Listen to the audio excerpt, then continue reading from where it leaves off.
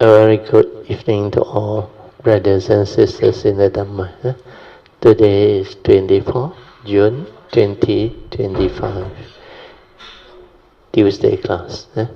As usual, we will be continuing our sharing from this book, the wonderful Dhamma Lotus Flower Sutra. Then, as usual, we will gather and we will have our physical puja. 南无本师释迦牟尼佛，南无本师释迦牟尼佛，南无本师释迦牟尼佛，南无观世音菩萨，南无观世音菩萨，南无观世音菩萨，南无阿弥陀佛，南无阿弥陀佛，南无阿弥陀佛。南无弥勒佛，南无弥勒佛，南无弥勒佛，南无药师佛，南无药师佛，南无药师佛，南无普贤菩萨，南无普贤菩萨，南无普贤菩萨，南无地藏王菩萨，南无地藏王菩萨，南无地藏王菩萨。南无佛菩萨，南无佛菩萨，南无佛菩萨。阿拉汉萨玛萨布多巴嘎瓦，布当巴嘎วันตัง阿比瓦迪米。สวากาโตบา嘎วะตาธัมโมDhamma namasami Supatipanno bhagavato sāvaka sangho sanghang namami Namo tassa bhagavato arahato samma sambuddhassa Namo tassa bhagavato arahato samma sambuddhassa Namo tassa bhagavato arahato samma sambuddhassa Buddhaṃ saraṇaṃ gacchāmi Dhammaṃ saraṇaṃ gacchāmi Sanghang saraṇaṃ gacchāmi Dutiyampi buddhaṃ saraṇaṃ gacchāmi Dutiyampi dhammaṃ saraṇaṃ gacchāmi Dutiyampi sanghang saraṇaṃ gacchāmi Tatiyampi buddhaṃ saraṇaṃ gacchāmi Tatiyampi dhammaṃ saraṇaṃ gacchāmi Tatiyampi sanghang saraṇaṃ gacchāmi Pāṇātipātā veramani sikkhapadang samadhiyāmi Ādinādāna veramani sikkhapadang samadhiyāmi Kāmesu miccacara veramani sikkhapadang samadhiyāmi Musāvādā veramani sikkhapadang samadhiyāmi Surameraya majjapamadatthāna veramani sikkhapadang samadhiyāmi Ganna sarapadittena dippena tamadangsina tiloka dipang sambuddhaṃ pujayami tamonudang Ganda sambara yutena dupena hang sugang hina pujaye pujaniyang tang Puja bhajana matamang Vanna ganda gono petang Etang kasuma santatin Pujayami Munindasa Siripada Sarorohe Pujemi Badang Kasumena Nena Punnena Tena Cha Hotu Mokhang Pupang Milayati Yata Idang Me Kayo Tata Yati Vinasa Bhavang Adivase Tuno Bante Paniyang Parikapitang Anukampang Upadaya Patigan Hatu Mutamang Adivase Tuno Bante Pale Parikapitang Anukampang Upadaya Patigan Hatu Mutamang Adivase Tuno Bante Bojanang Parikapitang Anukampang Upadaya Patigan Hatu Mutamang. Now we will chant the Puja aspiration based on our understanding of the significance of all these Puja offerings. Significance of offering of light. May this offering of light to the Buddha brings forth the causes and conditions to illuminate our mind and help arise the needed clarity and understanding to dispel all darkness or ignorance therein. Significance of offering of water. May this offering of pure, clear, cool water lead us to the pure, clear Dhamma that cools and doses all the fires of all defilements within our mind. Significance of offering of incense. May our morality, virtue and understanding shine forth far and wide, just like the fragrance of this incense, which we are offering to the Blessed One, who is perfect in wisdom and virtue. Significance of offering of fruits. May this offering of fruits remind us of the Dana Parami of generosity and the fruit of our karma, so that we will diligently strive on with heedfulness to attain the path and fruition soon as possible. Significance of offering of flowers. May this constant offering of flowers to the Blessed One strengthen our faith and constantly remind us of the impermanence, so that sincerely strive on to cultivate Sila, Samadhi and Panya, leading to ultimate liberation, the born-free Nibbana. Making of overall aspiration. By the power of all these merits, born of these offerings, may our spiritual faculties of Sada, Virya, Sati, Samadhi and Panya be further strengthened until they become balas or powers. Sharing and transfer of merits to all beings. May these merits be shared and transferred to all beings without exception, especially to those who have the condition and affinity to receive them. Sadhu, sadhu, sadhu.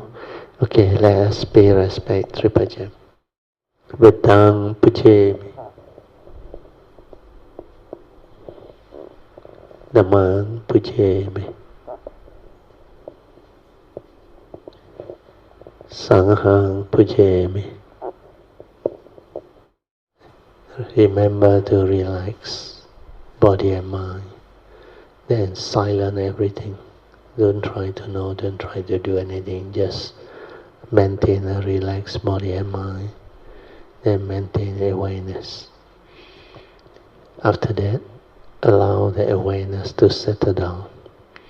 Whatever arises within your form and mind, whatever contact that arises between the sense basis and the sense data, that your consciousness can pick up. Just develop awareness of it. Aware, finish. Aware, finish. So this training is to prevent the mundane thinking from becoming active again. It is a skillful means to train your mind to be just aware without thought. So you can be aware and don't continue with the perception or even stirring of the mind, the reaction, or any thought activities, movement. No verbalization, no chattering, nothing. Just the pure mind, developing awareness. So ability to train yourself to develop this inner awareness is very important. And as you train, you can stabilize it. And for those who already have developed the training and stability of awareness, then you can just silence your mind. Stay at the heart area. Just maintain awareness. Whatever that can be picked up by your mind through the awareness, just stay with it, be with it. It can be any vibration or heartbeat or any perception after the manifestation of consciousness. Because we are a conscious being with the 6 sense bases capable of arising the respective sense door consciousness upon contact, depending on the intensity of the impingement. It will trigger off the respective more prominent sense door consciousness. Then you can develop the awareness of it. The moment the awareness arises, that's it, finished. Don't allow it to continue into the thinking. Just maintain awareness, relax, then stabilize the inner awareness. Okay, then for those who already have stabilized, like I say, you can move on to the 4th support. The 4th support is trust. Trust your inner nature to develop the meditative movement on its own. Means you silence everything, maintain awareness at your heart area. Then let it move by itself. Whatever it detects, just maintain awareness until the awareness and the phenomena move as one. Then if you let it be, just maintaining awareness, then the true mind will return. The mundane thinking all will slow down, slow down, slow down, slow down, until there is tranquility, stillness, perfect clarity within. That is your true mind. So let it settle, let it return to its original state before the thinking, before the stirring of the mind, before the reaction from your mundane thinking, so that the mind is completely quiet and still, without thought.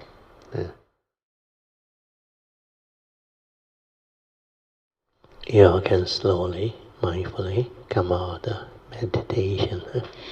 Try to maintain whatever inner peace, inner calmness, inner awareness that you have already developed for as long as you can.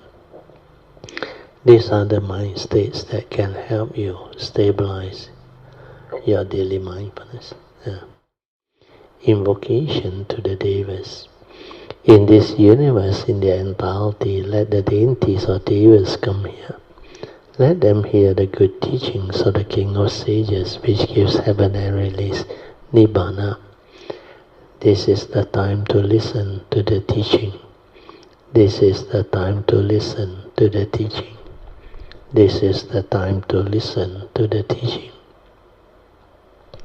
Samanta Chiyakawalesu Atra Gacha Tu Devata Saddhammang munirajasa sunantu sakemokkadang Dhamma Sharing kalo ayang badanta Dhamma Sharing kalo ayang badanta Dhamma Sharing kalo ayang badanta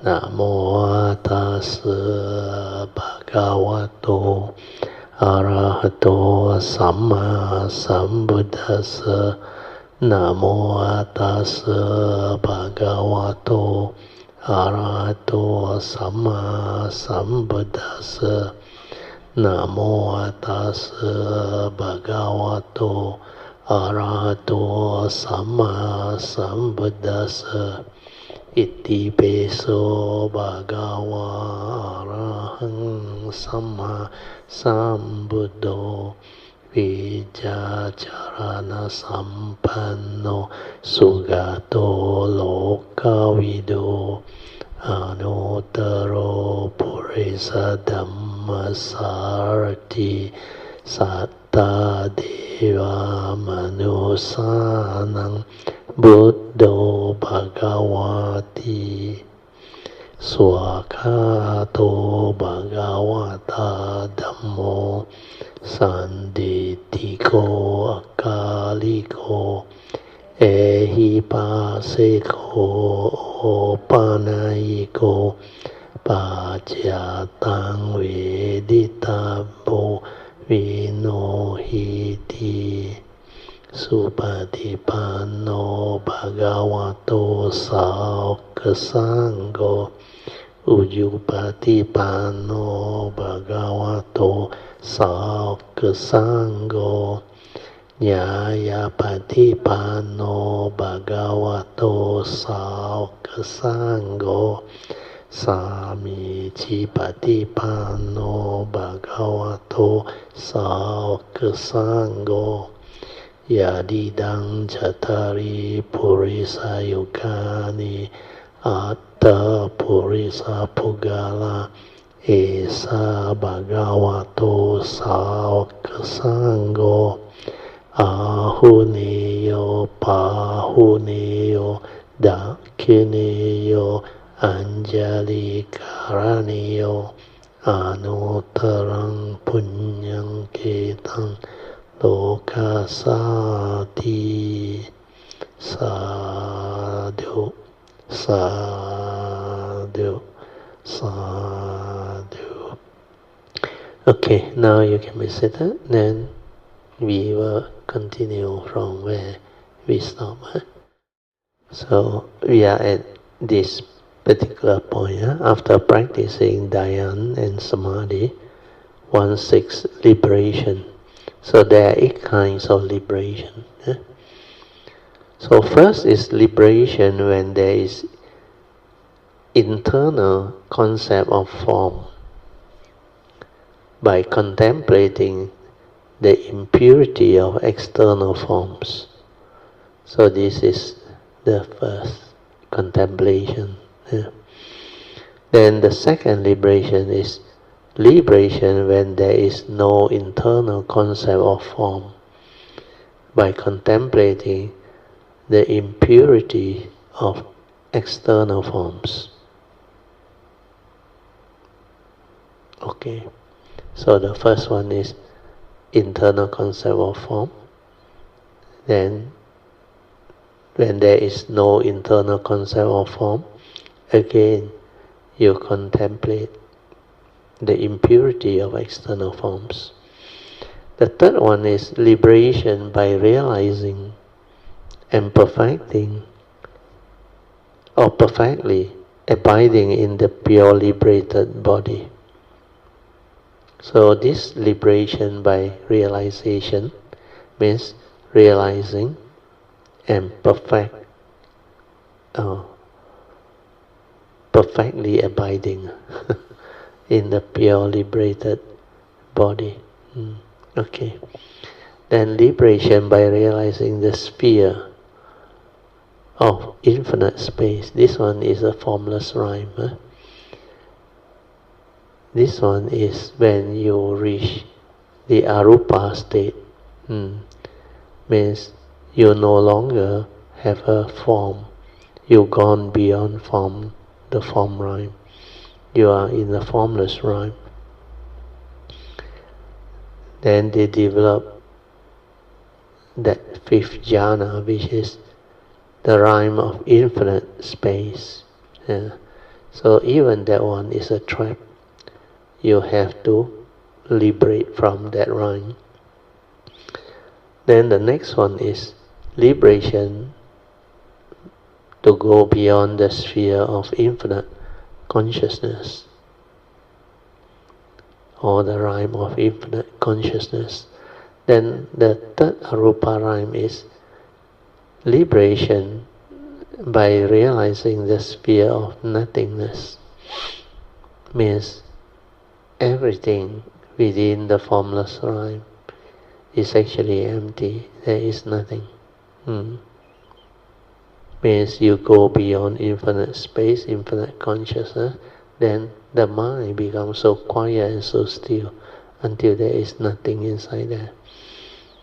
Then you move on to the next stage where they got the fourth formless rhyme, the highest. The formless rhyme of neither perception or non-perception. Means the mind state becomes so subtle. It's like they neither exist or don't exist. Means hardly any perception, neither perception or non-perception. So here, liberation from that means you know even that rhyme is a trap. It's not the cessation of form and mind. Then finally is the liberation by realizing and perfectly abiding in the samadhi of cessation. This one is nibbana, cessation of sense perception and cognition. Means completely the form and mind cease. There is nothing inside there. No pure awareness also. Then you neither perceive or cognize, nothing inside there. Means no mind, complete cessation of the form and mind. The 8 kinds of liberation are also known as the 8 contemplation to relinquish desire, because they allow one to relinquish afflictions and attain liberations. What is meant by liberation from perceptible desire? By contemplating the impurity of external objects. So here the commentary explains the first liberation. What is meant by liberation from perceptible desire? By contemplating the impurity of external objects or form. People, being human, have thoughts of sexual desire.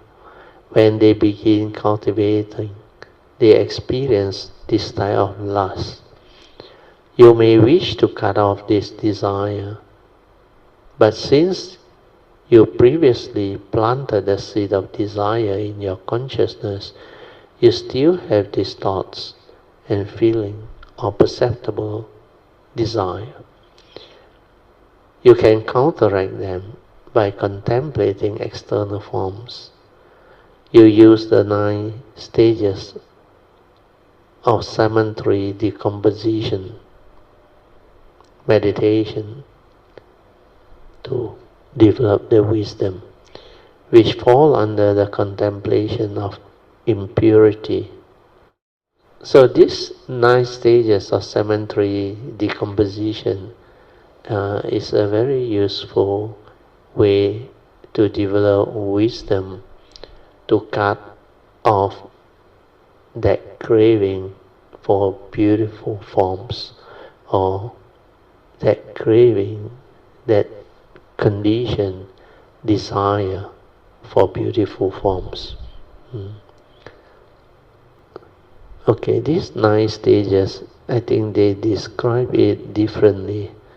Here the translation by Hsuan, I think the Theravada tradition one is more precise or more accurate. Okay, anyway, I read through. You use the 9 stages of cemetery decomposition on the progressive decay of a corpse.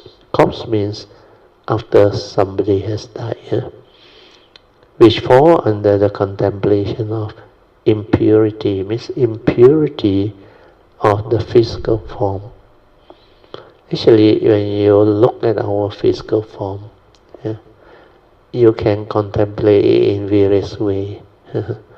Because this physical body, you don't clean it or bathe or upkeep very fast, it becomes like very dirty, smelly, and all sorts of things. It excretes a lot of things. When you sleep, most people they excrete the at the eyes there. You call it baksaya. In English, it's called discharge from the eye. Then you have a lot of secretion through your orifice. They call it the 9 orifices. The 2 at the eye, 2 at the nose, then the mouth, then you have your navel, your anus, then your ear, the ear. So all this is where secretion can be released or oozed out. Then in Mandarin, I remember Shenhua used to describe it with this Mandarin word, 臭皮囊, dirty skin bag, that actually wrap up our physical form. Then as it ages, it deteriorates further. The senses of you loses your ability to use it. Then when it's devoid of consciousness, that one you will see it very clearly. So initially, when you do a lot of cleaning, makeup, all those things, then it appears like attractive, beautiful. Then it invokes the youthfulness and all those things. Then normal living beings, or human beings in particular, they are very attracted to all these beautiful and youthful forms. Then they develop the desire or the craving. But as you cultivate, as you meditate, as you develop the understanding of the realities of life and existence, then you will come to understand very clearly that this one is dependent originating, condition arising, not a permanent, unchanging entity. It goes the way of nature. That's why you will confront decay, the decay process of the body. Decay come about through aging. So the moment a being is born, you have your growth hormone, then you go through the growth phase. But as you go through the growth phase also, it will start to decay. So after the growth phase, then you will reach plateau. Then you stop growing. Then the aging phase starts. So as the aging state starts, you can feel a lot of things actually if you are mindful and aware. Then, like the Buddha's advice, you have to contemplate the 5 daily contemplation. You see, when you contemplate, you start to understand this physical body of ours is devoid of consciousness. It cannot be you. That's why it's impermanent, goes the way of nature. There is no consciousness, no knowing. It cannot be you. It's only the 4 elements. But because it's sustained by condition, by the life force, by all the various parts, organs, everything, each performing its function that gives it the life force through the karmic nature, the karmic force that pumps the heart and animates the physical body into a living entity. Means you animate it into a living entity, like there is life inside there. But this goes the way of nature. It doesn't belong to you. Yeah? That as you age, as you go through the aging process, you lost your ability to maintain the youthful form, that beauty, that good looking nature. That's the reason why he said we have to contemplate that this body of ours is of the nature to grow old, get sick and die, for he has not gone beyond old age, sickness and death. You can also include injury, where injury is part of the reality too. So disease, sickness, aging, death, these are nature's conditions. Because the physical form goes the way of nature. But the most obvious one is, the Buddha taught us under Kaya-anupassana. Under Kaya-anupassana, there are 5 categories of cultivation. First category of anapanasati cultivation is to develop the mindfulness of the in and out breath. Because this in and out breath is within our kaya. That's why mindfulness of the in and out breath, anapanasati. So that first training is to develop the inner awareness, basic awareness. Then after that we move it on to the mindfulness of the 4 postures: standing aware, walking aware, sitting aware, lying down aware. So these are the 4 postures that we normally make use of when we go through our living process or life. We either sit or stand or walk or lie down.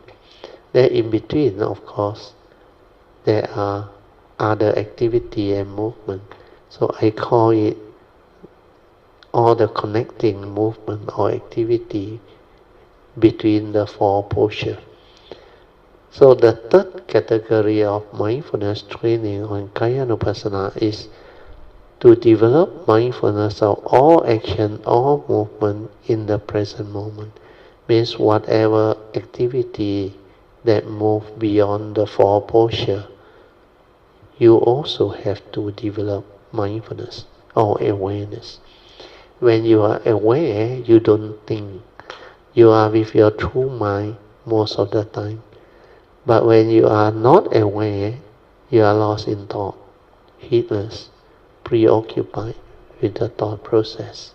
Then you'll be conditioned by your wrong views, your whatever belief system, views, opinion, conditioning and belief system. All this actually cause your mind to stir and react to sense experience. That's how the mental hindrance come about. Your like and dislike, your pleasant and unpleasant sense experience. So anchoring your mind to all your kaya activity is a very important training. Because in daily life, you can anchor it to your bodily activity. Apart from anapanasati, you are actually training your mind to be aware without thought. Just like in the formal posture when we do the formal meditation, you just relax and maintain awareness. Awareness of what? Awareness of whatever that arises within your sense spaces. When you are at the heart, you can detect all the vibration, the heartbeat, everything. Whatever that can give rise to perception, even feeling, sensation.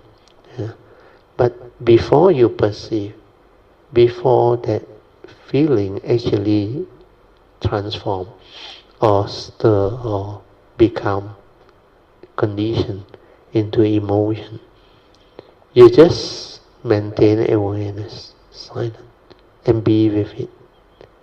Whatever arises, the awareness, aware, no word, nothing. That is how you train. So Kaya Anupassana is the same. When you are mindful, aware, there is no word. It's the awareness and the Kaya activity move as one. That's why I explain it through the two terminology that I developed for you.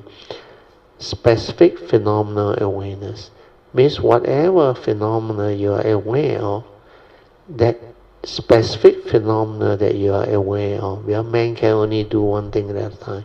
Like when you are anchored with your bending, turning, stretching, or seeing, standing, that posture, when you are aware, it's the body and the awareness as one. Then there is no thought. That's why sati is very important. So when you develop this kaya activity, most of the time your mind is just aware, completely silent. You are with the true mind, the silent mind, in pure awareness nature. And with that, you are sensitive. You have clarity. And you understand what is going on. You can see things as they are. You can insight into phenomena and awaken to their universal characteristics of anicca, dukkha, and anatta. Then you can see things as they are and understand the movement. That's why you will see the paticca samuppada. You will see how dependent on avijja, your mind, create thinking, sankhara activity. Then the brain that thinks, where thought is respond to memory, that thinking up there make contact with the brain. That's why avijja pacaya sankhara, sankhara pacaya vijnana. Because like the physics experiment, when you make contact, the respective thought consciousness arises. So initially, it's just the pure consciousness. That's why in the seeing, there is only the seeing consciousness. No one to see. The egoic mind hasn't come in. Similarly, in the hearing, there is only the hearing consciousness. No one to hear. It's like the physics experiment. Upon contact, the light bulb just light up. The lighting up is the conscious moment that the human being go through. That's why that moment of consciousness, the seeing consciousness, the hearing consciousness, the smell, taste, tactile, thought consciousness.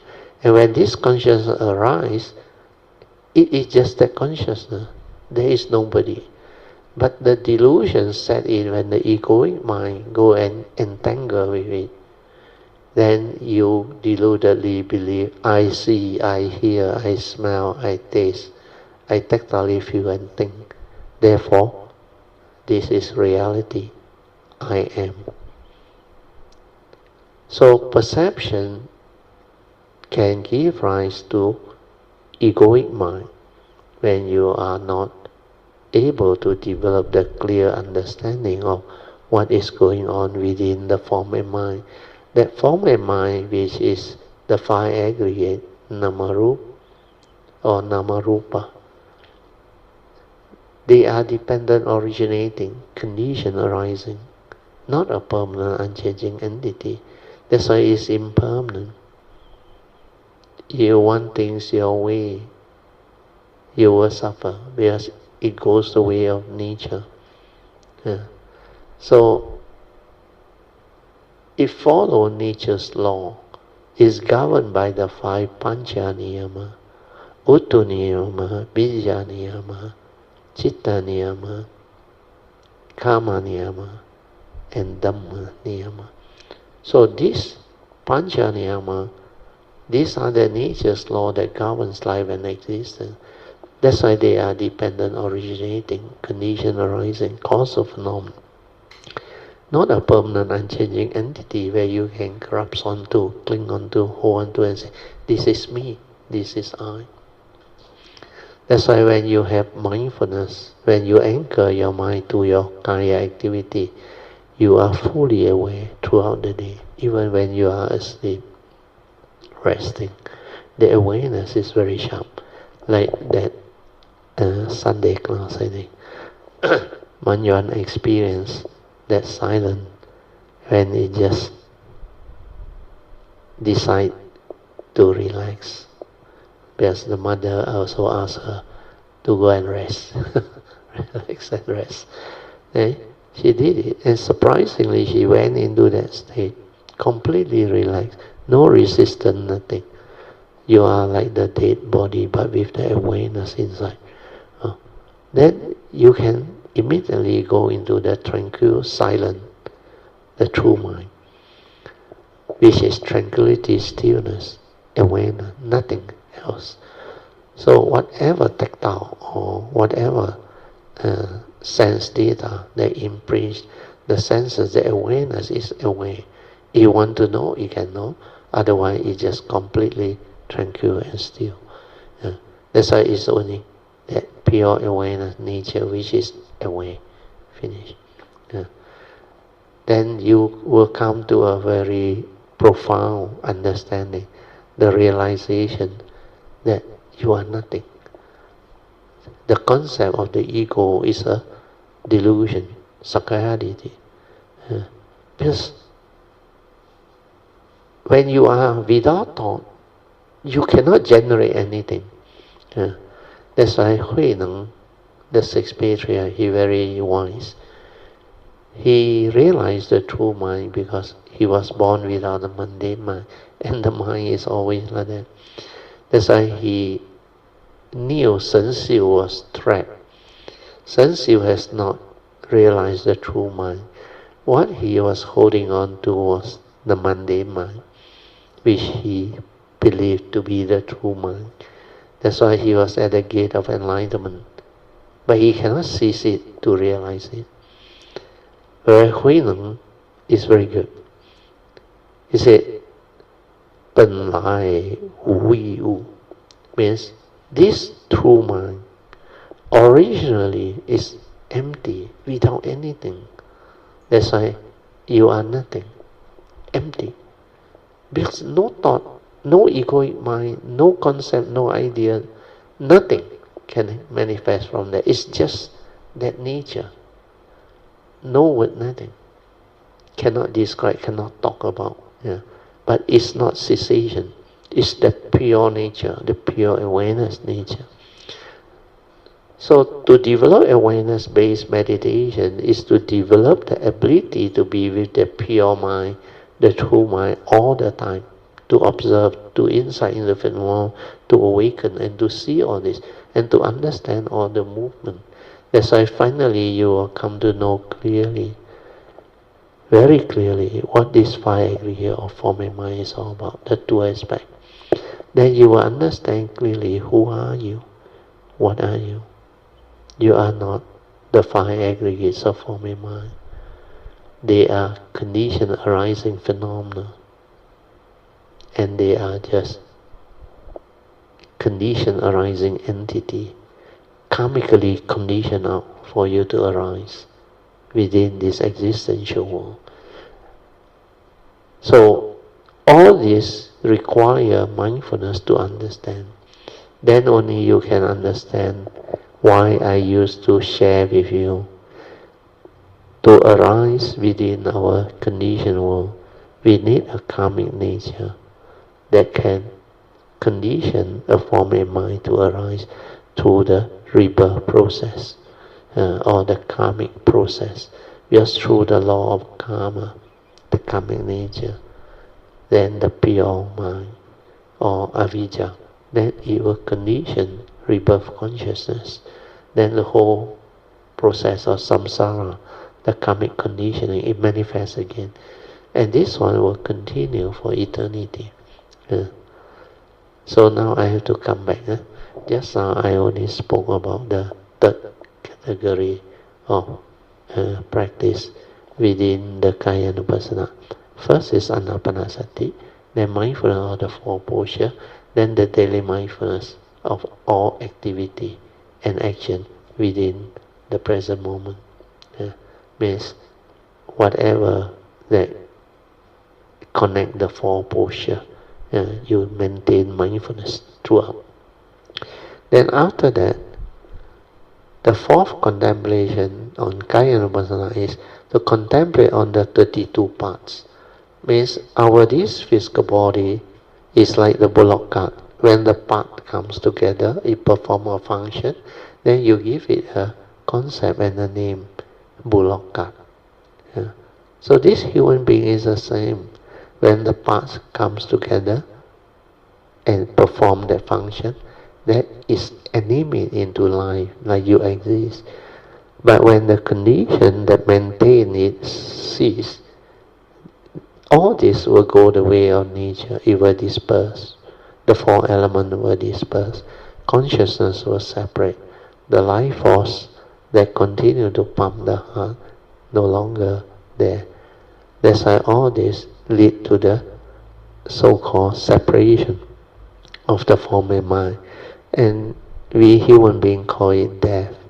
That's why when your heartbeat doesn't pump, doesn't create the condition for the blood flow to nourish all the organ and maintain the life force, then that so-called human being dies, cease to be. So the 32 part is to allow you to contemplate that these are all make up of parts that comes together like the bullock cart. When you fix them all together and it perform a function, then it become like real, exists already. Then you call it and label it with a name, a concept, bullock cart, human being. Then you somehow, based on the human convention, society's convention, give it the name and all those things. Then through external or physical, you identify the human being. Then after that, you move on to the fifth contemplation. That one is the 9 stages of cemetery contemplation, which Hsuan is trying to connect to their teaching. To contemplate on the impurity of this form means not only is a dirty skin bag, chopinang. That's why that one go the way of nature and it will go through the decay process, the sickness, the disease, the injury, and finally it dies. Then after it's devoid of consciousness means the causes and conditions that sustain and animate the human form to go through all these stages of birth, old age, sickness and death. You see them dissolving. Once it's dissolved, devoid of consciousness, no matter how pretty that form can be, how attractive that form can be, but once it's devoid of consciousness, it decays very fast. That's why the 9 stages of cemetery contemplation in the olden days, during the Buddha's time, the monks were advised to go to the cemetery to contemplate them. In fact, my teacher Achayantra told us he got this, what they call corpse, human corpse. He managed to get them and he put it in the cave where he meditated. He stayed with them and observed all this. And he used to joke with us. He said, of all the corpses, do you know which one is the most smelly?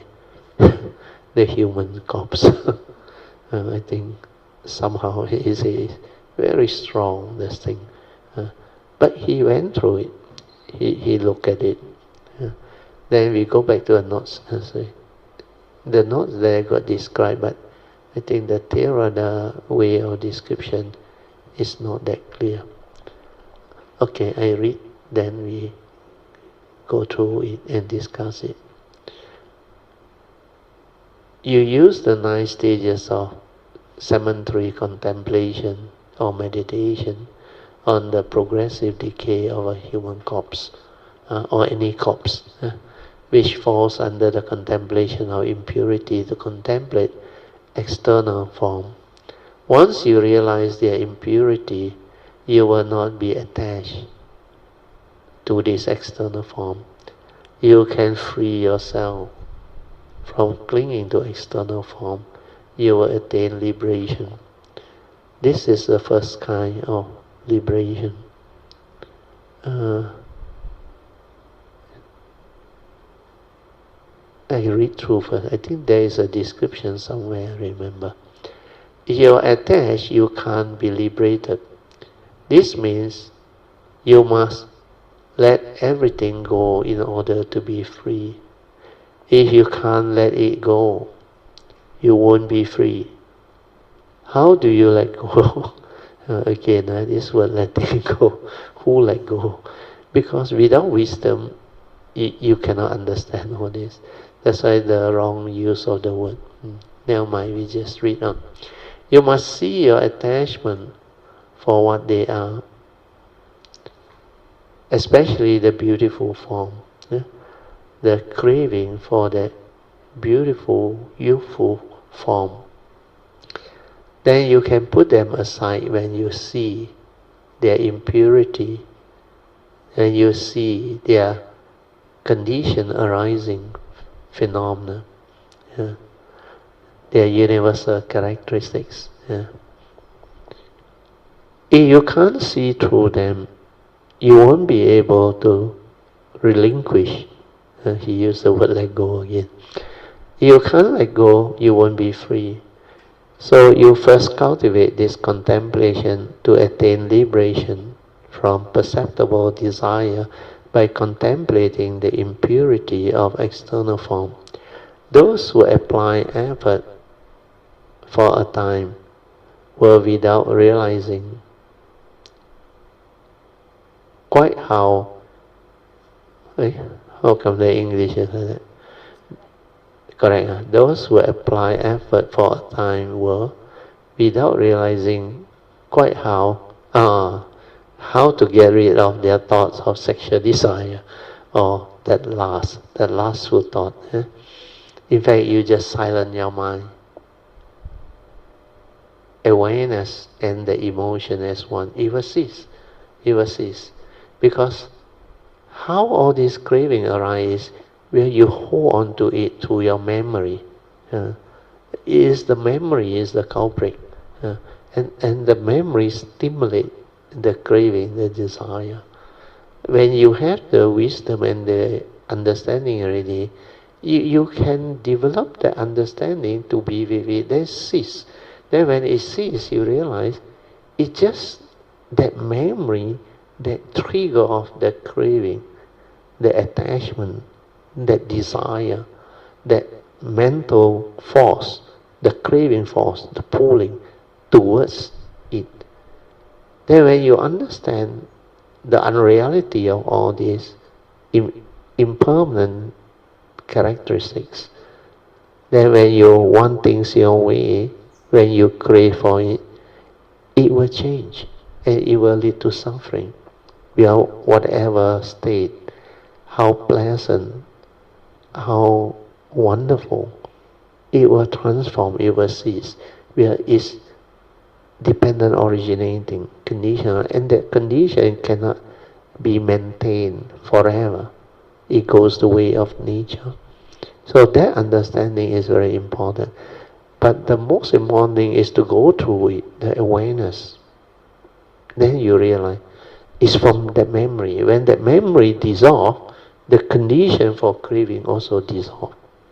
That's why that memory, that perception, that recall, the pleasant, wonderful experience or excitement and all those things is the one that creates the craving. And that craving can be very strong for normal Puthujjana that don't have the Dhamma understanding, because that one can really draw their desire and make them like completely lost. I think in our Chinese culture tradition, they use a parable which is, I think, quite good. He say, when the lust or sexual desire or the craving manifests, it can actually cause that person to completely forget who they are, even to the extent they say, what is your father's name also you cannot remember when you are drawn into that. That one is really very, very strong in its power to condition craving, to condition the desire to grasp and. But finally you will come to understand that it is due to our own attachment to the memory, the good memory or the very pleasant memory. So that memory is the culprit. When the memory creates that craving, then it has power. But when you maintain awareness and see what happens, then you realize it's completely. Your true mind return. Then you realize all these are empty, not real. They call it all external form. Shi Kong, your Mandarin word. How to translate? The Mandarin word describe it very well. 我只是想讲，actually 虚空它其实是怎么样说？就是它是说，在这个整个虚空里面，它又不是有，它又不是没有，它就是它又能跟万物一起生存这样子的意思哈。But the main understanding is 空性 empty nature, empty nature of existence. I write it down. Yeah, this word is very important because I remember in the year 1989 when I realized it, this word shine out to me. Empty nature of existence means the whole of existence is not what you think. Then like Alicia tried to explain, the way the Mahayana describe it is one wu. Like it doesn't mean that there is nothing.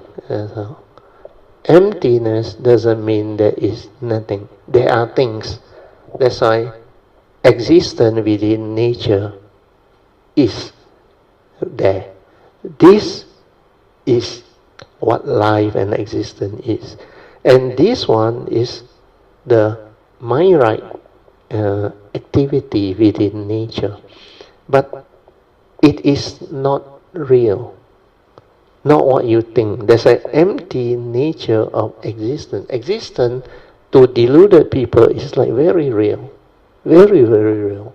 But to the enlightened being, there is no reality. It's all like what I used to share with you all the 5 aggregate. As real as it can be, is an illusion. When you grasp onto it, cling onto it, and hold onto it, then it has meaning. It's like real. But when you have the wisdom, the penetrative wisdom, then you realize it's an image. It's a memory only. It's thought. Understand? It comes and it goes. No reality. Then the other very penetrative understanding is when you go beyond existence, means the Heart Sutra's explanation, 真空妙有. When you realize true emptiness, then this existence, although not real, not what you think, it has its reality. It becomes wonderful existence. And this one, like what Alicia tried to explain, although within the teaching of the unconditioned, that concept or idea of emptiness is very profound. Because it's empty, everything become possible. So that everything become possible is like earlier on I sent out a video and there is a prince. I think he realized that Dhamma Sutra saying 一切有为法如梦幻泡. So he thought life is all an illusion, no reality. So that type of emptiness that he realized is a one-sided emptiness, understand? He used the Mandarin word one, don't know what Kong, I forgot it. Means not useful one. Huh? 时空. 时空, dead emptiness, not a live one. Cannot live life. So that one make him very pessimistic.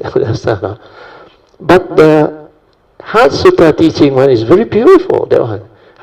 That type of Kong, when you penetrate the unconditioned Dhamma to realize the empty nature of existence, then this one become meaningful.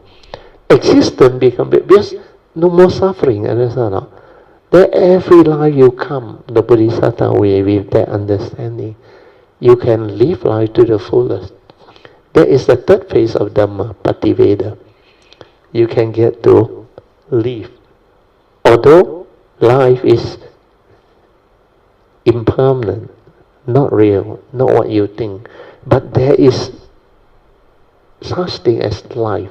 There is a reality within life. Yes, Ingvi, come in. It's something like 所有相都是虚幻， correct.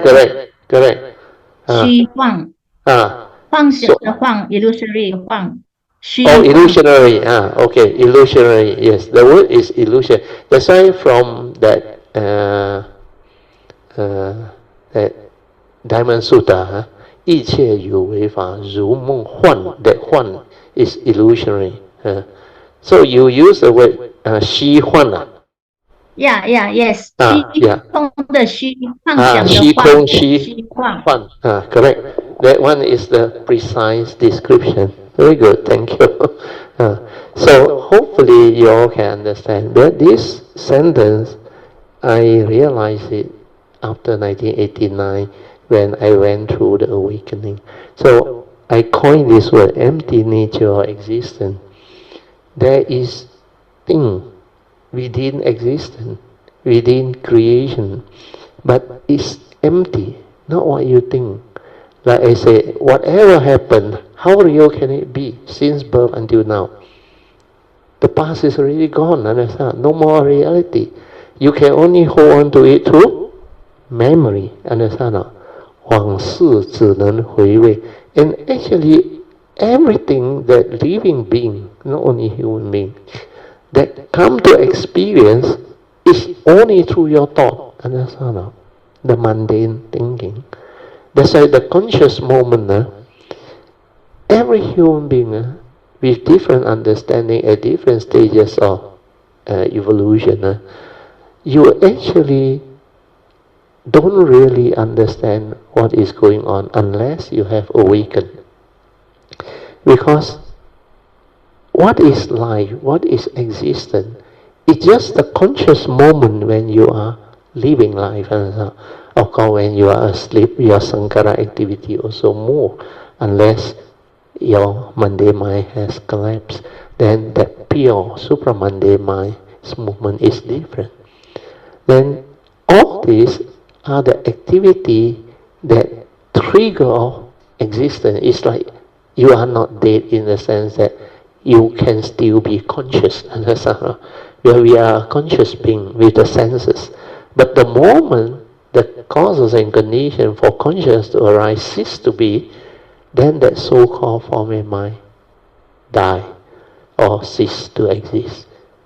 And you look at life, actually it's just this conscious moment only, conscious moment.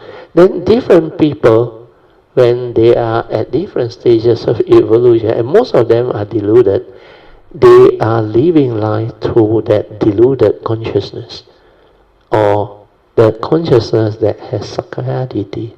That's why they perceive a lot of sankhara, emotion, negative thought, and all those things. Even the scientists now, they also realize when they probe the universe.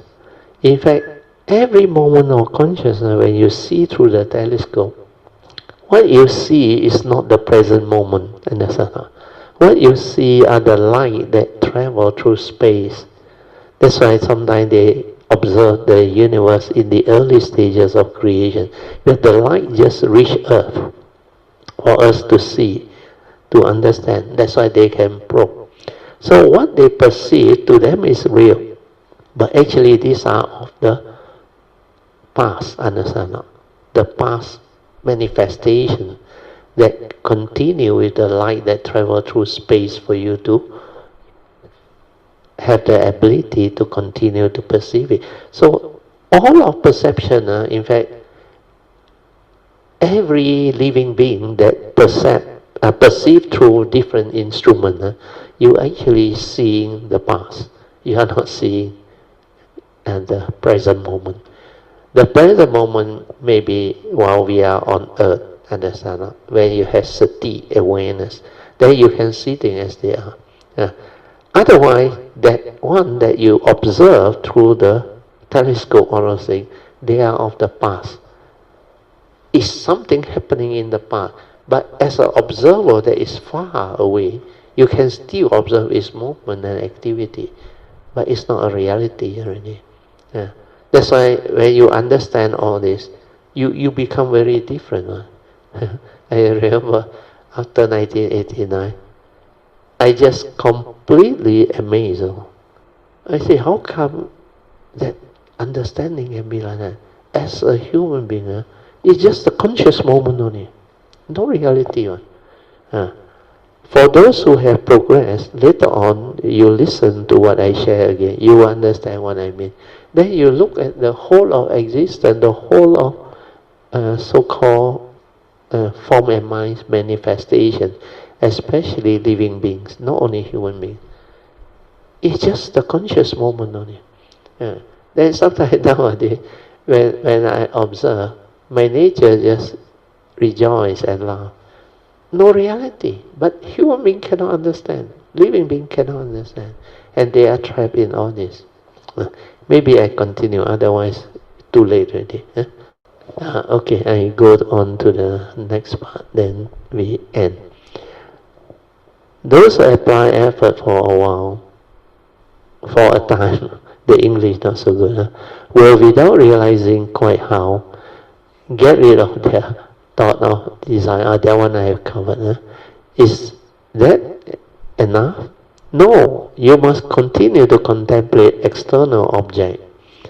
What external object should you contemplate? You should contemplate the most beautiful form and realize that eventually they will grow old, get sick and die. Then you should contemplate what happened to them after death. A better way to put it is after consciousness separate from the form. Here he say practicing. It's actually not practicing, contemplating the 9 stages of cemetery decomposition, or the progressive decay of a corpse. So actually here the description is not that accurate. You see, initially what happened is consciousness actually separate, means that heartbeat or stop. Then the consciousness cannot sustain itself. It cannot stay in the physical body. Like when I was 8 years old, I remember, I was so tired. then the craving force starts to dissipate, no? Dissipate until there is no more craving force, no? Then this consciousness cannot stay there, no? Yeah. I think at that time my heartbeat also stopped. No? Then that consciousness float out, no? Float out. That's why I know without the physical senses, my consciousness was out. But I can hear, I can see, I saw my brother walking, I was actually as a consciousness up there. It's the random of consciousness that came up. Yeah.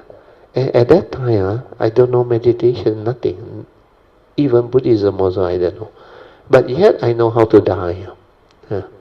But then I also know how to return, go in, and then I give it a push, then I went back into the body.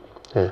So what happened is, when your life force become very weak, then it will actually dissipate. Then your craving force all will dissipate. That's why it's very easy to die. You don't have to worry. When you know how to die, you will experience very beautiful thing. Knowing how to die is the most beautiful. That's why my teacher Ajahn Yantra always say, you must know how to die before you die. You know the meaning or not? Because before you really die and no more, you must know what death is. That's why it's just separation of consciousness from the form, nothing. That's why I already knew at that age what death is. Well, I cannot come back actually, I died. But then somehow I managed to come back, and it's meant for me to have the understanding when I grew up. That's why the experience was very, very clear to me when I was very young. Then I knew I was not normal, that's why. Then later on, when I grew up, then I did the meditation, then I understand all this, then I know what happened. So when the craving force is gone, the heartbeat also gone. Then what happened is, the first thing that is depleted of the four elements is that so-called vayu, wind element, because that life force gone. Then after that, the body will lose its heat, understand not? Heat. Then when the heat is gone, then the earth element and together with the water element, they start to collapse. When they start to collapse, you still have the consciousness inside. It's like earthquake, It's like when you are in hell, drawn in and all that. Because that phenomenon, that move, is magnified. So a lot of people don't have the understanding. So what happened is, the vayu, the wind element gone, then the heat element gone, then the earth element starts to collapse. Then, like here, after that only the description, the bloating and the tumefaction means it become like you know how the dead body become like the earth element starts to collapse, then the water, the fluid all start to ooze out, then it start to dry and all that thing. Then number two, molted, discoloration, that one is the flesh. Then decay of the rotten flesh. Then of course they got the vulture come and eat and all those things. Then the excluding of blood and the overflowing of bodily fluid, discharges of the pus, then infestation by worm and all this. So some more. Number 7 is the dissolution of flesh and bone, then the dispersal of the skeleton part, then the cremated remain. This one I think added by Hsuan. You put it in the cemetery, no cremation. It just go the way of nature. Under the Lotus Sutra, it actually describes that from earth to earth, understand? Where it become like powdery, the bone, everything become powdery, then blown back to nature. Then I read on a bit more. You contemplate how the corpse turns to mortal blow and discharge blood and bodily fluid, how the past form and how matter infests and start to eat the flesh. Finally, only the bone remain, and they will be cremated. No lah, if they cremate the whole body. They won't wait until the bone left. Eventually, with the final decomposition, the body returns to earth, to soil or whatever. Okay, I think we stop here. We just mark this one. It's almost 9:53 already. Okay, now you open up. Who wants to come in? You can on your mic. Hello. Yeah, maybe yes. Hello, Mr. Steele and all. Yeah. First of all, I would like to congratulate Man Yuan for realizing the true mind, the silent mind. That sharing was very good. Yeah.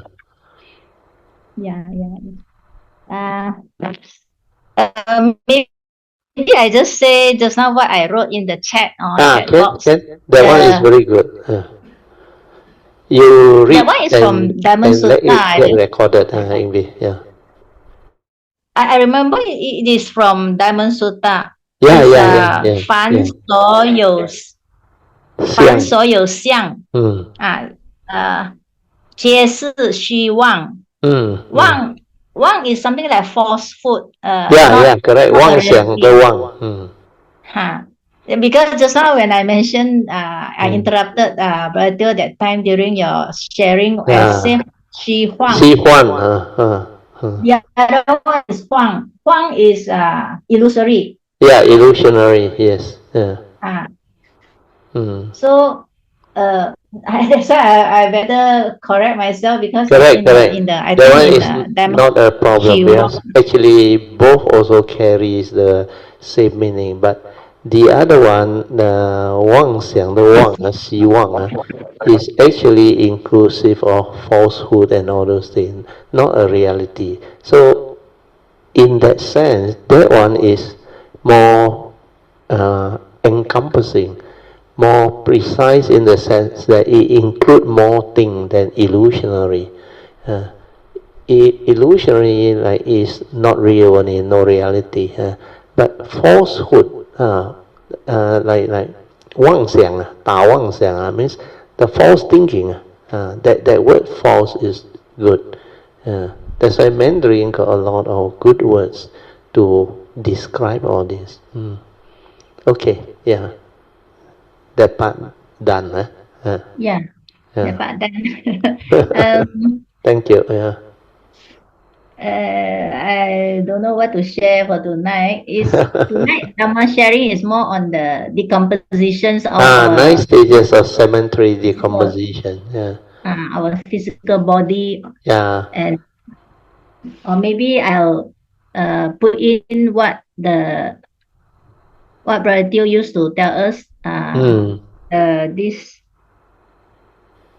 诸行无我，无我 Sabe Sankara Anicca. Because I happen to read one Chinese Dhamma book. 诸行无常 Sabe Sankara Anicca. And then 诸法无我 Sabe Dhamma Anatta. And then the third one is 涅槃寂靜. The Nibbana is total cessation. So these three, according to the Chinese, this Dhamma book I read is 三法印. Correct. The 三法印. They always talk about it, the 三法印. So I'm not sure in English is what 三法印. So since just now we were mentioned 凡所有相 means can be a physical appearance or Sankara also can be considered. Or any external mark. The mark. So it's all 无常. 无常. 诸行无常. Sabe Sankara Anicca. So this is the quite a core teaching of the yes, Buddha. Yes. Is Yes, in fact, is one of the most powerful universal characteristics. Because from that Sabbe Sankhara Anicca, you will penetrate Sabbe Sankhara Dukkha. Then finally, because of Sabbe Sankhara Anicca, you will also realize Sabbe Dhamma Anatta. Maybe the Dhamma Anatta one initially is not that level. Initially is Sabbe Sankhara Anatta. But the Sabbe Dhamma Anatta can only be realized after they go through the cessation. That cessation, complete cessation, means the realization of Nibbana. That's why the Buddha used the word very precisely. The first two, Sankhara Anicca and Sankhara Dukkha, is really true only for existential world. That's why it's Sankhara. But when the third one, Anatta, is Sabbe Dhamma, means all Dhamma, whether Sankhata Dhamma or Asankhata Dhamma, whether it's the conditioned Dhamma or the unconditioned Dhamma, is also Anatta. Well, ultimately, even that so-called pure awareness nature, you may think is the ultimate self, no? But no such thing, because that one is not a being, no? It cannot come out and live life. That's why that one also anatta. But the more important understanding is, you see, even within the conditioned and the unconditioned Dhamma, these two, very few people can distinguish between them. Because the Sabbe Sankhara only refer to existential world, the conditioned world. Means within the conditioned world's manifestation of the five aggregate, all those things. But when it comes to the unconditioned, everything ceases. But the first one, the pure awareness nature, which most people don't really have the understanding, because if you cannot silence your mind, and not to say cease it, silent until no thought, no sankhara activity, no chattering, until the mind become that true nature, the pure awareness nature. That's why it's a nature, no word, nothing one, cannot describe, but it's not cessation. There is that nature. But that one is not a being, it cannot come out and live life. That's why that one is also Sabbe Dhamma Anatta. But that one is indirectly also without condition inside, because it's just an awareness nature. There is nothing inside there to condition anything. But from there, thought arises, mundane thinking arises, mundane consciousness and creation arise. It is from there, the primordial that existed before time is all the time there. That's why it's called the unborn, deathless element. From there, all things arise. So, Sabbe Dhamma Anatta, that part which the Mahayana is trying to actually make it into their way of understanding, so that they find it very useful. That's why they call it San Fa Yin. Fa is Dhamma. Yin, Yin is job. I don't know how you translate that job. San Fa Yin. But the Huining one, I call it the hallmark, because that one is the real cultivator's penetrative understanding. When you cultivate the Mahayana traditions, cultivation, you will go through the three hallmarks of Huining. The first hallmark is to realize the true mind. That's why 无念的境界, no thought, 无念的境界.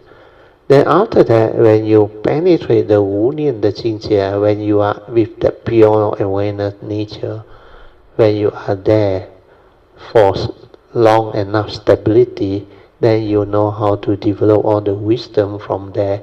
Then you will finally develop the more penetrative wisdom of no mark. The no mark is very powerful. That hallmark of no mark is whatever that has mark is the creation from that nature. That creation from the nature comes from the mundane thinking, mundane activity, the mundane perception, the mundane mind states that is being created, the mind-right creation within nature. That one manifests from the mundane mind, the condition arising or dependent originating phenomena and mind state. So that part, most cultivators cannot penetrate that one unless you really realize the fourth support. When you realize the fourth support and you're able to locate the gateway and go in, then that so-called nature within get transformed. Then when you develop the progress until that transformation become very clear, that's why it's the Bodhi mind that illuminate that nature. When the being can realize those progress, then that being that developed the cultivation with the form and mind can understand no mark. So that no mark nature, it is a very powerful wisdom really. Means like just now NB tried to say whatever external form, they are false, not a reality, illusionary and also false, not real. I think Wang Xiang is false thinking. Like that type of thinking, useless one, frivolous one, no meaning one. Then after you penetrate that one, it will lead to another stage where the mundane mind will collapse. When the mundane mind collapses, you realize that true mind cannot hold on, cannot grasp on, not like the mundane mind. That's why the third one is non-dwelling. The third hallmark of non-dwelling, 无住, 无念, 无相, 无住. That three great hallmark of Huining is different from the San Fa Yin. The San Fa Yin is more towards the Theravada tradition. The first one is about impermanent, to realize that. Then the second one is about suffering, or whatever that they are able to use to help them in their cultivation.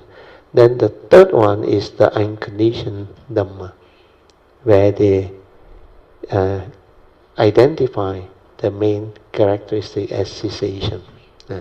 So that one is not described much.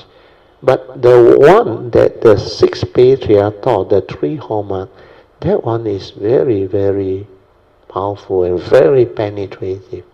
And that one, unless you can have that transformation, you cannot understand what he teach.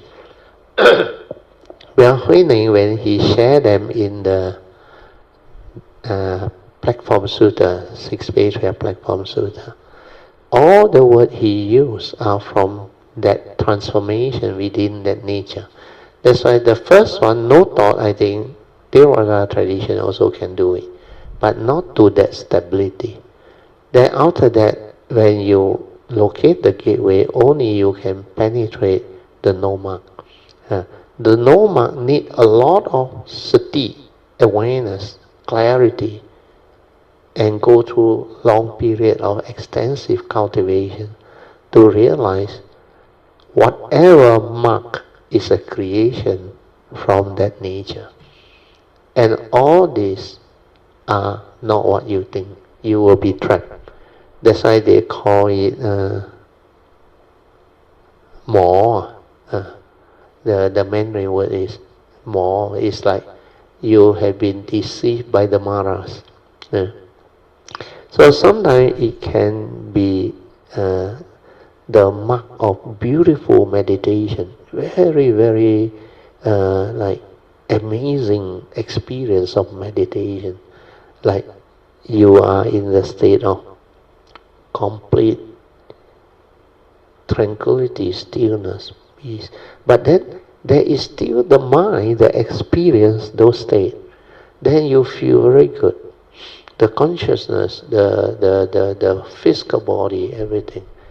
So beautiful, amazingly like wonderful, like you are in a state of complete without suffering, blissful. And this one is still a mark within nature. This is still not cessation of form and mind. This is still not the unconditioned.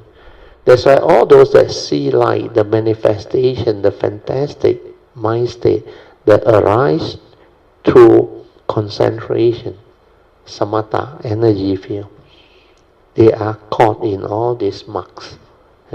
Even very beautiful mind state. That's why in the Theravada tradition, I think under the book Ancient Path, is also mentioned all what they call all very like beautiful mind state is a prelude to suffering. Whatever mind state you may experience is a prelude to suffering because of the universal characteristics of change. You will attach, you will cling, you want it repeated. And when you want it repeated, you cannot get what you want, you suffer. That's why all these are marks that trap cultivator. And to go beyond this mark, you must realize that nature until very, very clear inside. Until that one shine forth. Then you are very near the understanding of no dwelling. Once the mundane mind collapses, the true nature shine forth. It's like the sun's ray shine forth. Then there is no cloud, nothing to obscure, clarity, that nature is so clear. Then from there, it understand that within that nature, you cannot dwell on, you cannot hold on. But there is no more mundane mind to do all this holding, clinging. That's why it becomes like pure feeling or pure aggregate. The supramundane aggregates, or they call it the supramundane mind. There is still the five aggregate, but this is supramundane. It's no more the mundane mind. It's the pure nature. That's why I was so amazed after the mundane mind collapsed. I like no mind inside there. But the understanding is, no mind there, how can I live life? How can I perceive things, know things, and have the feeling? But the feeling is pure feeling. It cannot be conditioned into craving. It cannot really. Then it cannot hold. Everything becomes so different. That's why later on, I start to slowly, after about 5 days or a week, I slowly have to use that mind, the supramundane mind, to start living life again. Means I start from scratch. That time the memory all jam up. I cannot think. Well, every of the thinking before the mundane mind collapse, it showed to me the fine suffering. Even that very knowing, trying to perceive, is suffering, and it's so strong and so clear that you cannot think. Then you will know, think also like that, don't think also like that. Then the nature will tell you, you want to suffer, you go and think like that. You can't use this mind. That's why after that, when that phase went through, then the mind, by itself, through that wisdom, actually developed the transformation of that pure vibration inside my nature. That pure vibration becomes so fine until that mundane mind, which is too gross, cannot stay there. That's why a lot of things happen at my forehead here. Until finally, I remember, end of about 9 months, there is like a layer of thing. You call it consciousness or what, I don't know. It just drop out. Really something drop out from here. The whole thing. But nothing came out. It's only that thing gone. That thing gone. That so-called mundane mind thing gone. Then I realized my whole mind was without those images like last time. Last time the mundane mind are very gross on. A lot of very gross images on. Then the Sankara all very gross on. But when that one collapsed, like I told you all, for the first time in my life, I see everything so clearly, the characteristic is everywhere, Then how come last time I see the same thing, but I cannot see this? I also have sati that time, but the mundane mind hasn't collapsed. I cannot see this. Then when it collapses, everything becomes so clear. That's why I came to the understanding.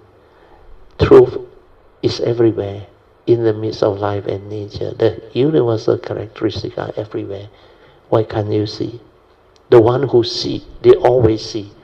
That understanding comes by itself, Then my nature becomes so different, That's why all this, when it happens, you will understand why Sixth Patriarch Huineng, he is not a Sammasambuddha at that time, that life. But his teaching is put as equal as the sutta spoken by Sammasambuddha. That's why they call it the Sixth Patriarch Platform Sutta, Liu Ju Tanji. And is recognized as one of the core Mahayana teaching sutta. That's why his teaching is very, very unique, very, very beautiful. That's why that 3 hallmark, I call it the hallmark, because it's like the Buddha, after he became the Sammasambuddha, he got the 32 hallmark, or major characteristic that define him as a Sammasambuddha. Then the 84 minor characteristics that you can see within his feature. So all this, they call it the core one, is a hallmark. That's why I call the 3 hallmark of Huineng. That core teaching is fantastic. That's why I use the word hallmark, like the Buddha's major characteristic, the 32 hallmarks. So that part, I just want to explain that part. Sorry, Amy, you continue. Sadhu, sadhu, sadhu, Bhadyo, very clearly explain to us all your experiences. Yeah. This one will be very useful. In the future, I think there will be some Kayamita who can understand what I say. Then you can go through that thing, my nature rejoice. Then it becomes very beautiful. Then you will understand what that thing is. That's why it's through the cultivation, all this come out. That's why you cannot find in book unless the cultivator has gone through those phases. Then whatever they describe, whatever word they use, it will point towards the same thing. Amy, continue.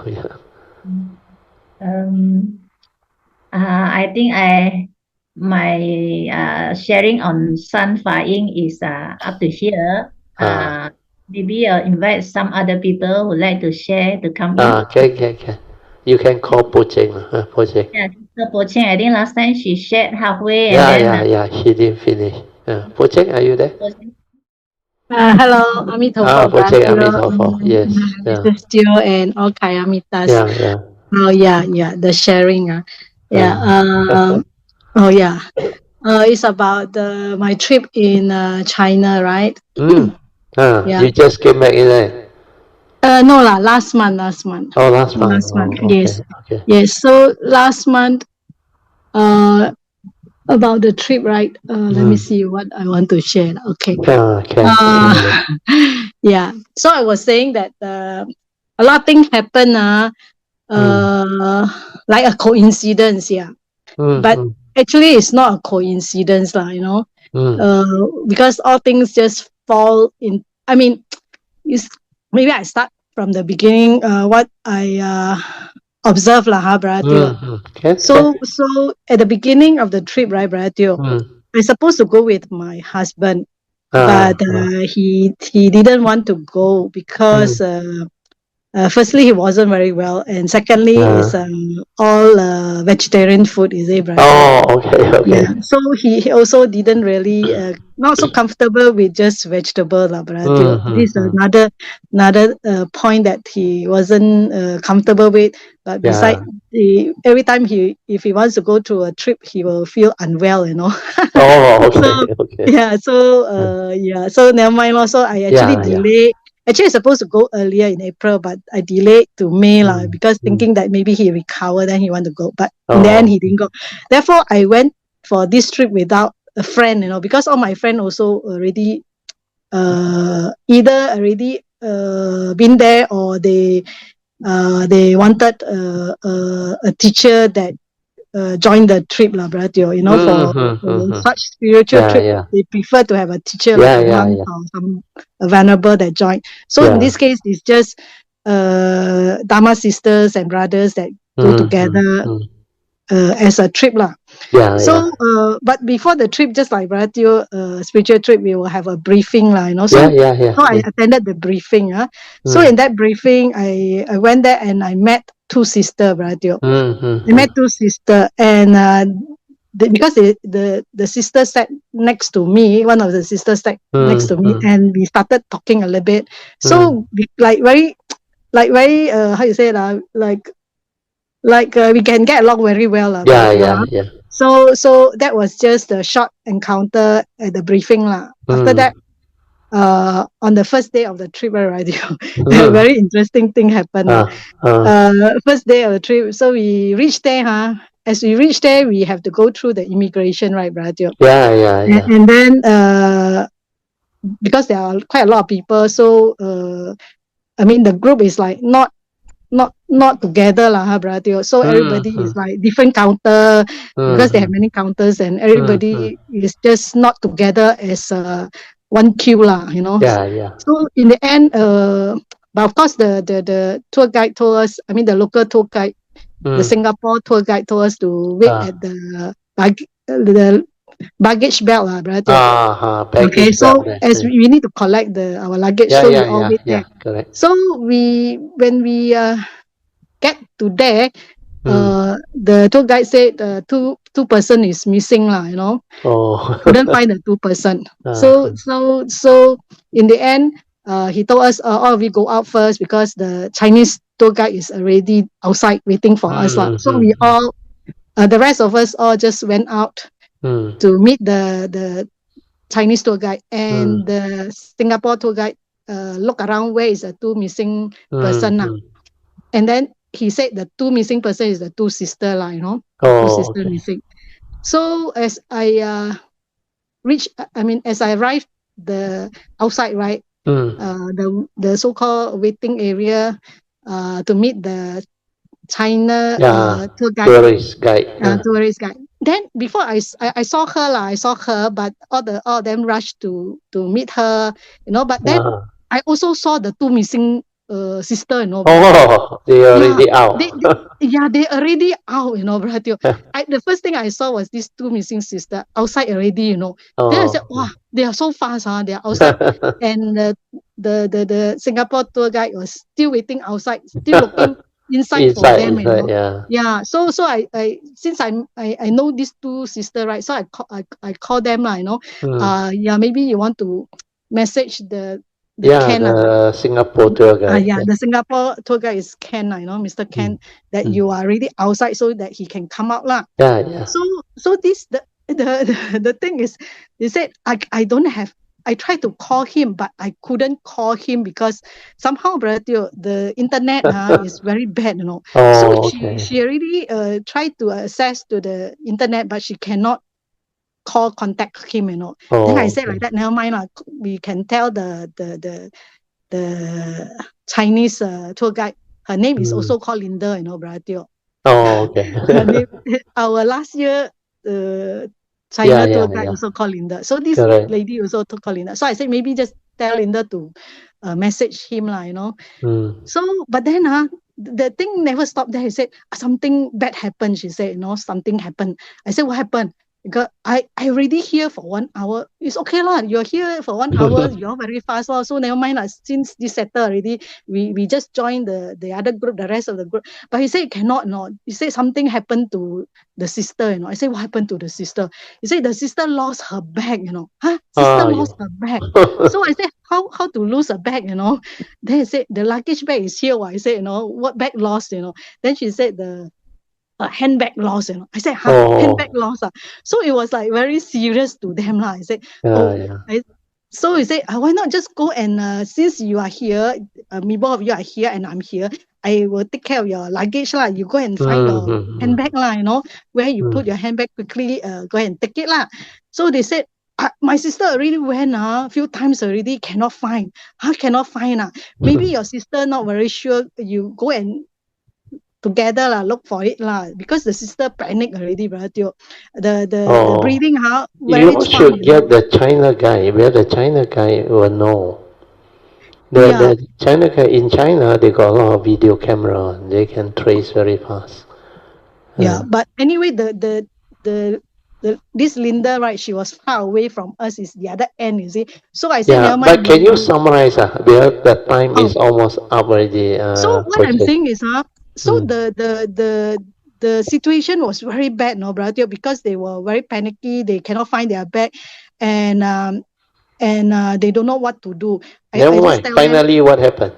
Finally, I just asked them, no, why don't two of you go together, calm your sister down, then go step by step, go and look for it.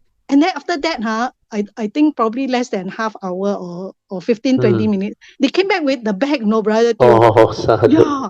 So I said, very good. I mean, actually, I also do not know how they can get back the bag, no, Brother Teo. I was also very surprised that everything fall into place because the sister already calmed down, no, Brother Teo. Because when she's not calmed down, she do not know where she put the bag. That's why and she cannot find the bag, you know. So that is the whole thing, you know, that at least they go. Where was it that you all went? We went to Shanghai. Shanghai.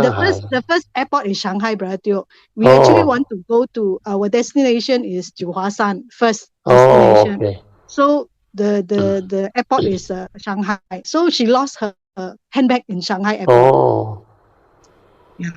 So what I'm saying is, by being very calm and you don't have clarity of mind, that's why don't panic. Calm down. It's just like what happened to your sister at Utaisan. It's quite similar. Yes. Because the karmic consciousness, when it comes, they are not themselves. Correct. So I just feel that the karmic came and the fruition of the karmic condition came, and she lost her bag. But because they reverse it by being calm and then go step by step, they finally managed to trace it. Yes, correct. So very good. It's very interesting how all things happen with a very bad beginning and then end up very good. Finally, it get resolved. Yes, resolved. So it was very beautiful at the. I mean, sadhu, despite the bad beginning, it was very beautiful, and they settled down very nicely, Brother Teo. We didn't even have to ask the like Brother Teo said, the China. The China guy help us to do whatever. Correct. So it was very good, and they were so joyous. They keep saying, "Oh, you got pusa." they were saying pusa pao you. Yes, they say pusa pao you. Something like that. Anyway, there are more things that happen after that. Never mind, you continue next sharing. Okay. Thank you. Yeah, because the time is already out. So anyway, thanks for your sharing, and also Beyond and Sister Alicia. So let us rejoice. Sadhu, sadhu, sadhu. Then we do the sharing of merits. Akasata Chya Bhumata Devanaga Mahindika Punyang Tang Anumoditwa Chirang Rakantu Loka Sasana Itawata Chamehi Sampadan Punya Sampadan Sabbe Deva Anumodantu Sabba Sampati Siddhya Idang Menya Tinang Hotu Sukhita Hontu Nyatayo Idang Menya Tinang Hotu Sukhita Hontu Nyatayo Idang Menya Tinang Hotu Sukhita Hontu Nyatayo Devo Asatukalena Sasa Sampati Hetocha Fito Bhavatu Lokocha Raja Bhavatu Dhammiko Imina Punyang Kamina Mame Bala Samagamo Sattang Samagamo Hotu Yawa Nivana Patiya Sadhu Sadhu Sadhu. Okay, you can now pay respect mindfully to Lord Buddha, Guanyin Bodhisattva, and all the worthy ones. Then we end. Thank you. Sadhu.